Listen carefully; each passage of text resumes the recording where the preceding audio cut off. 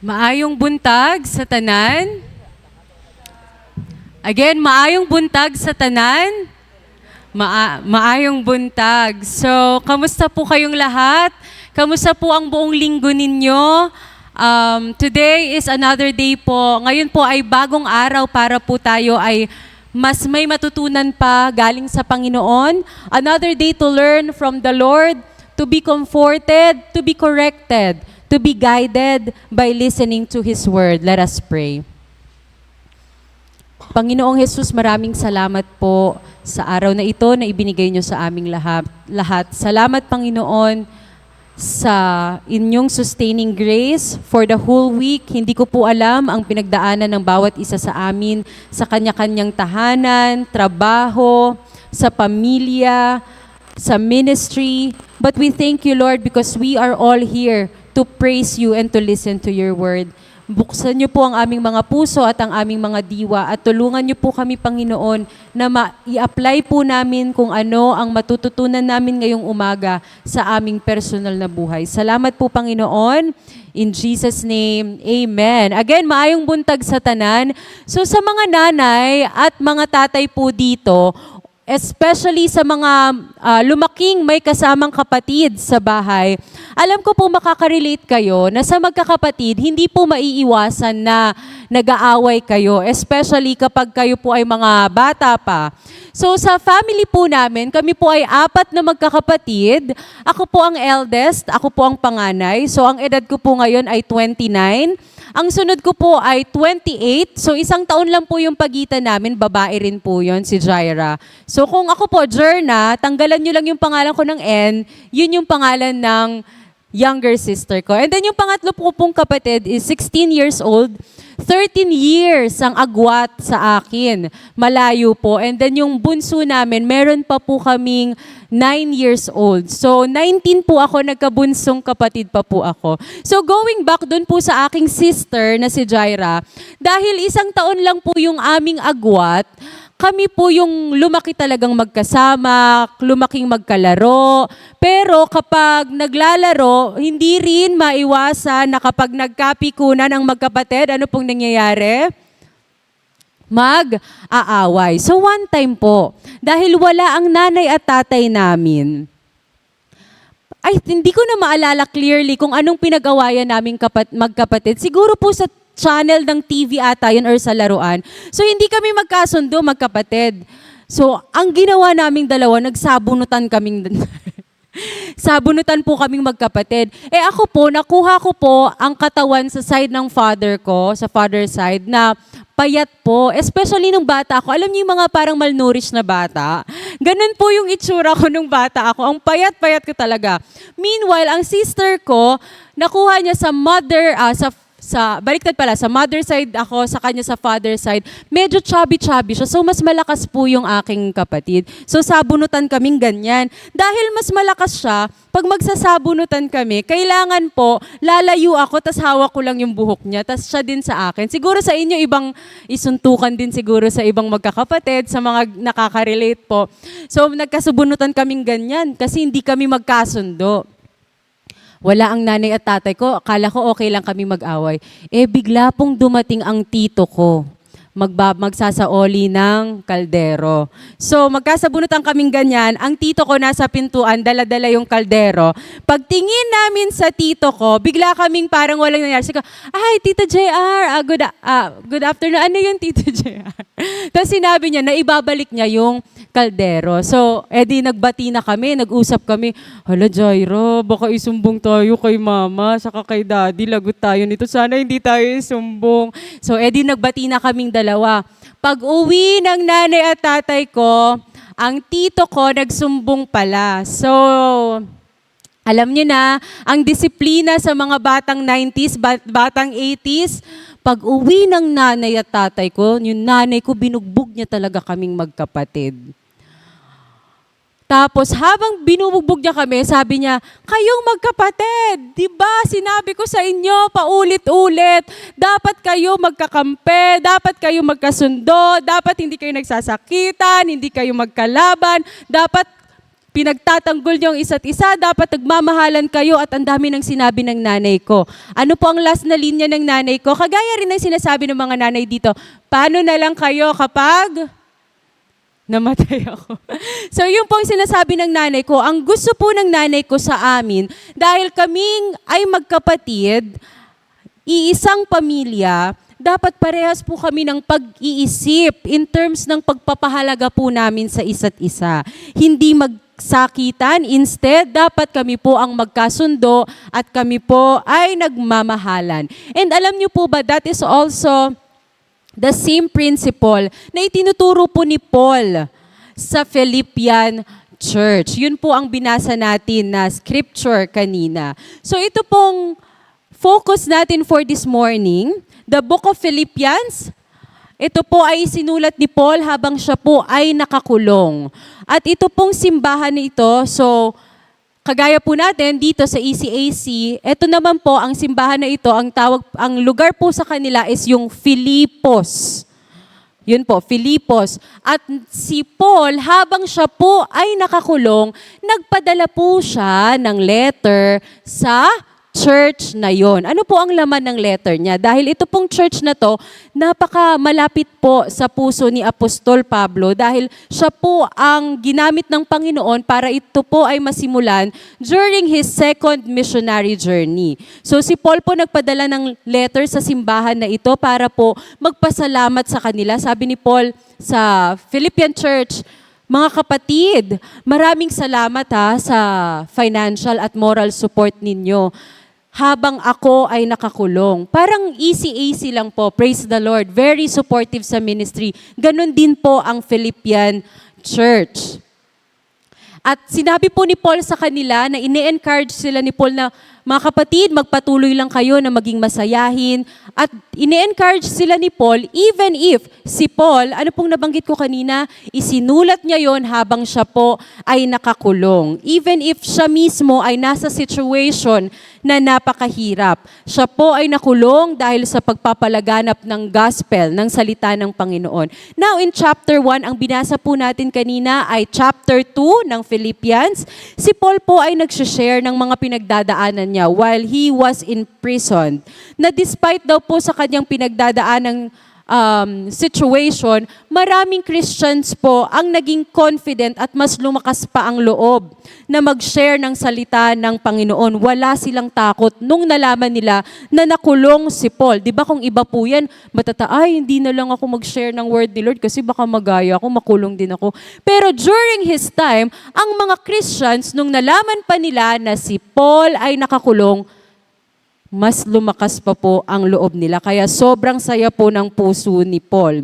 He also addressed the fact that there are people na meron pong mga tao during his time na nagpipreach ng salita ng Panginoon out of selfish conceit. Ibig sabihin, nung time niya may mga nagpipreach ng word ni Lord, hindi talaga for the purpose na may makatanggap sa Panginoon or may makakilala sa Panginoon, bagkus for their personal interest. Na hindi natin sure kung ano ba yung mga motibo na yon. Pero sabi ni Paul, alam nyo ba, may mga nagpipreach out of their selfishness, pero I continue to rejoice as long as the word of the Lord, the gospel of the Lord is preached. And then, he reminded them to stand firm in one spirit, na maging isa sa espiritu para sa mabuting balita ng Panginoon. Na huwag matakot sa kahit na sinong sumasagabal o humahad lang sa kanilang ginagawa. That's why in chapter 2, our focus this morning, kagaya ng isang ama sa isang pamilya, Paul was commanding the church of Philippi. He said, "Make my joy complete." Sa verse 2. Dahil po natanggap na nila ang Panginoong Hesukristo bilang Diyos at tagapagligtas, gusto ni Paul na sila po lahat ay parehas mag-isip. Sabi dito, busa ng hangyo ako kaninyo, aron mahingpit gayod ang akong kalipay paghigugma ay kamo og paghiusa. Sabi ni Paul, pwede ba na parehas kayong mag-isip? parehas kayo ng pagmamahal sa isa't isa at united kayo in your spirit and in your purpose. Sila po ay binibigyan ng reminder ni Paul na huwag maging selfish, huwag puro sarili ang isipin, pero isipin din po ang ibang tao. Huwag maging mapagmataas. Instead, isipin palagi ang nakakabuti para sa iba. Pero ang tanong, okay, so yan ang sabi ni Paul, kailangan daw na same tayo mag-isip. Pero anong klaseng pag-iisip ba na dapat parehas tayo? By being like-minded, what kind of mind should we have? Dahil posible po na ang isang grupo ng tao, ang isang simbahan, ang isang organisasyon, posible po na maging united. Iisa ang pag-iisip, pero sa mali. No wonder, meron pong iba't ibang grupo na naniniwala na ang Panginoon ay ganito. Iba't ibang organization na pinaninindigan nila na ganito. United naman sila. Very good, united. Pero sa hindi tamang pag-iisip, sa hindi tamang purpose. Kaya sabi po ni Paul, be in the same mind of Christ. Sa Tagalog pa po, sabi sa Biblia, taglayin ninyo ang pag-iisip na tulad ng kay Kristo Jesus. Kahit siya'y nasa kalikasan ng Diyos, ay hindi niya itinuring na isang bagay na dapat panghawakan ang pagiging kapantay ng Diyos. Sa halip, ay itinuring niyang walang halaga ang sarili. Kinuha ang kalikasan ng alipin at naging katulad ng mga tao. So Paul was giving us an example of how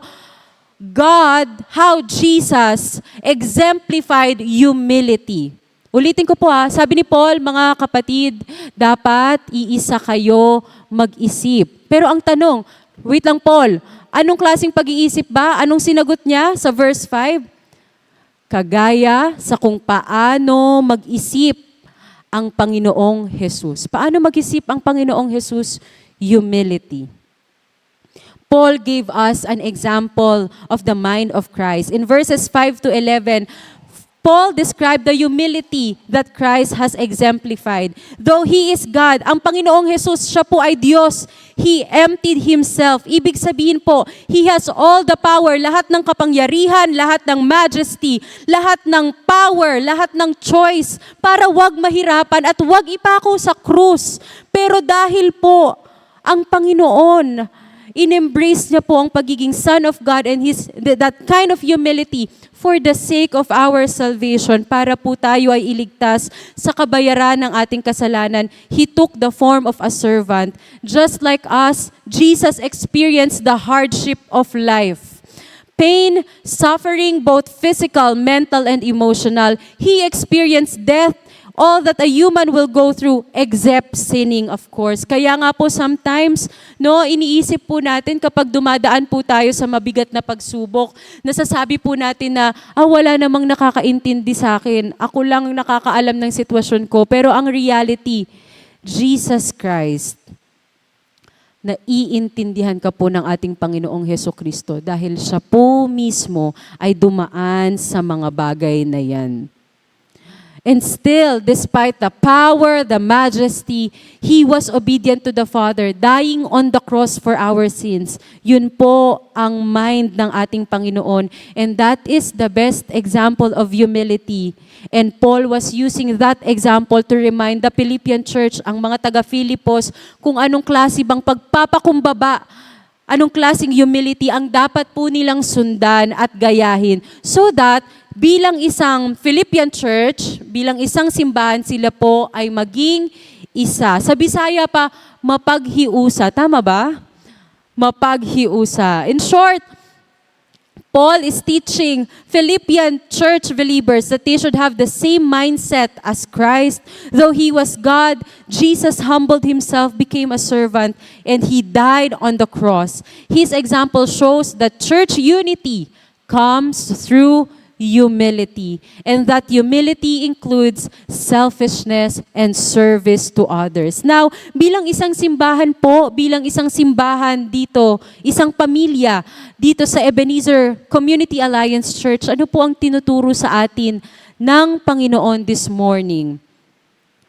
As a family, we can achieve unity by imitating Christ's humility. Ulitin ko po, as a family, we can achieve unity by imitating Christ's humility. Again, kagaya po ng isang magulang, si Paul wants, like his children, to share the same love to one another. Dahil isa po sa reality ng bawat simbahan, kahit saan po tayong simbahan magpunta, wala pong perfect na simbahan. Si Attorney Luis meron siyang nabanggit sa amin sa Kingsmen before. Sabi niya, huwag kang maghahanap ng perfect na church. Kasi kahit makahanap ka ng perfect na church, pagpunta mo doon, imperfect na yon. Kasi imperfect ka man. So wala daw pong perfect na simbahan. And at some point of our journey together, we will experience tension, conflict, misunderstanding, something that may pull us away from each other. Kapag nakaranas po tayo ng away, tampuhan, hindi pagkakasunduan, ito pong mga bagay na ito, it will either push us closer together, na mas makilala natin ang isa't isa, mas magkaintindihan tayo, magkapatawaran tayo, ganito pala siya, dapat ganito ako sa kanya. Or it may pull us away from one another. If ang magkapatid nga po, iisang bahay ang kinalakihan, galing sa parehas na magulang, iisang environment or guardian ang nagpalaki, nagkakaroon pa po ng misunderstanding. How much more tayo po dito sa simbahan? Hindi nga natin kilala isa't isa. Pagtingin ko nga sa iba, hindi ko nga po kayo kilala. Kaya, paano po natin ma-achieve itong unity na binabanggit ni Paul? And sometimes, very funny po, alam niyo po kung ano ang common na pinag-aawayan o hindi mapagkasunduan ng mga women sa isang simbahan? Kulay ng kortina. Natawa sila, nakaka-relate sila.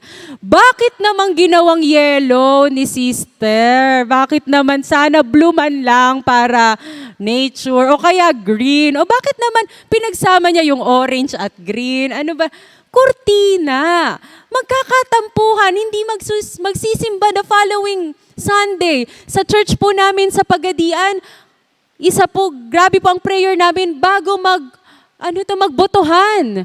Kasi after botohan, kalahati ng simbahan ang hindi mag-church.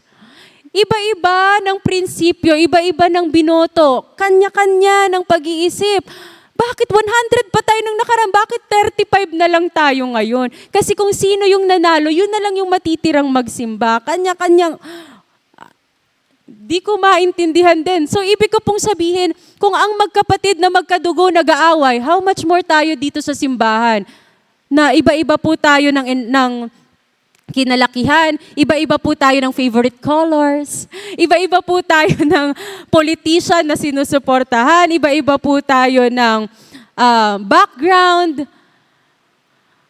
And so, we ask the questions, bakit ganito si sister? Bakit naman ganyan si brother? Ba't ganyan ang ugali niya? Bakit naman may favoritism sa loob ng simbahan? Bakit pinayagan maging ministry leader si ganito? Bakit ganito ang personality niya? Ang result, dahil po sa ating differences, disunity.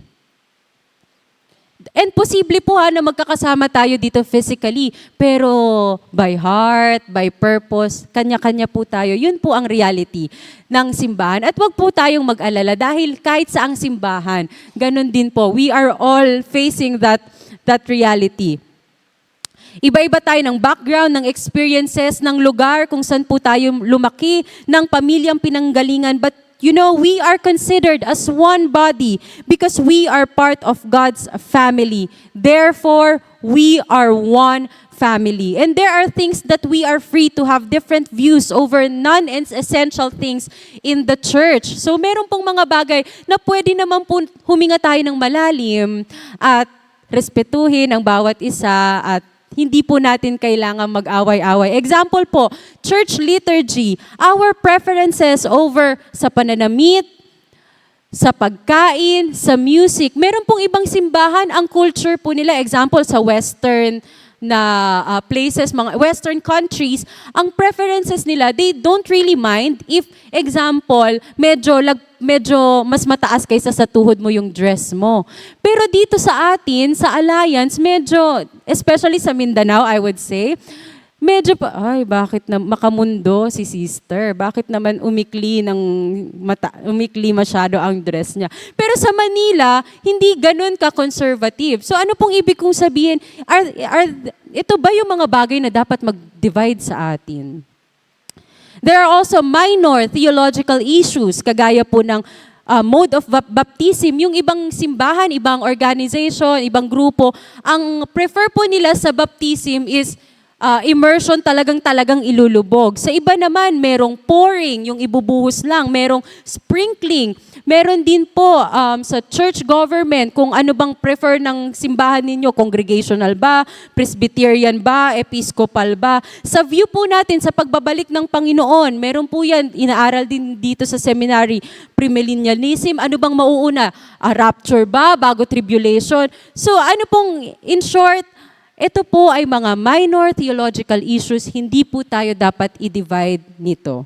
Kanya-kanya po, minsan ng view, and sometimes kailangan lang po nating huminga ng malalim at mahalin ang isa't isa. Hindi po natin kailangan i-condemn ang isa't isa over these differences. Of course, maganda po na magkakaroon ng dialogue, respectful na pag-uusap, ganito pala yung sinasabi ng Biblia, ganito pala. But again, it should not be the cause for us to be divided and to fight over one another. But there are also things that we should be united, and these are the essential matters. Example po, in context of our salvation. Kailangan po united tayo na we believe that we are saved by grace through faith in Christ Jesus. His death, His resurrection, ang kanyang muling pagkabuhay, the authority of the Bible. Lahat po tayo, amen, naniniwala po na ang Biblia po, ay yung sa authority ng Bible, ito po ang way of life na dapat po nating susundin. And nagkakasundo po tayo na lahat po tayo ay makasalanan at kailangan ng kaligtasan na galing sa Panginoon. In all things, in terms of charity, love, respect, understanding, forgiveness, and humility, dyan po tayo fix na dapat nagkakaisa. What the Bible clearly talks about. Because of what Jesus did on the cross, we became one family. And that is why we need to be united. But how can we be united? Ano pong sabi ng Biblia? Ano pong sabi ni Paul that we can apply in our church today? We can be united by having the same mind of Christ. Humility. As a church, let us be in the same mind of Christ. Let us be united in the essentials and charitable in the non-essentials. Let us display Christ's humility. Paano po? Paano po natin ma-display ang humility ng Panginoon? Huwag mong isipin na mas mataas ka kaysa sa iba. Sabi pa sa kanta kanina, kinsa man ko. Ngayon, tama ba? Mali ang Tagalog ko. Kinsa man lang ko. Ngayon, ibabalik ko ang tanong sa atin, kinsa di ay ka? Para maging mapagmataas ka. Kinsa lang man ko.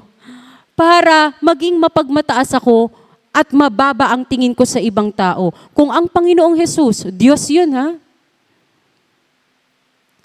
He's a powerful God, and yet, He exemplified unity. Kinsa di ay ka? Kinsa di ay ko? Para bumaba ang tingin ko sa mga kasamahan ko sa simbahan, sa mga unbelievers. Huwag isipin na mas mataas tayo sa iba. Parehas po tayong makasalanan, parehas pong namatay ang Panginoong Jesus para sa atin. Sino po tayo para mag-condemn ng isa't isa? Minsan po papansin po natin ang pagkakamali ng iba, pero hindi mo alam, yung iyo, hindi lang na-reveal. We are not greater than anyone. We should not think highly of ourselves. Instead, we must think and consider others. What do you think? the church will become if all of us are looking after each other. Na-imagine niyo po ba kung ang isang simbahan po, lahat po tayo, we are looking after each other, we are considering one another.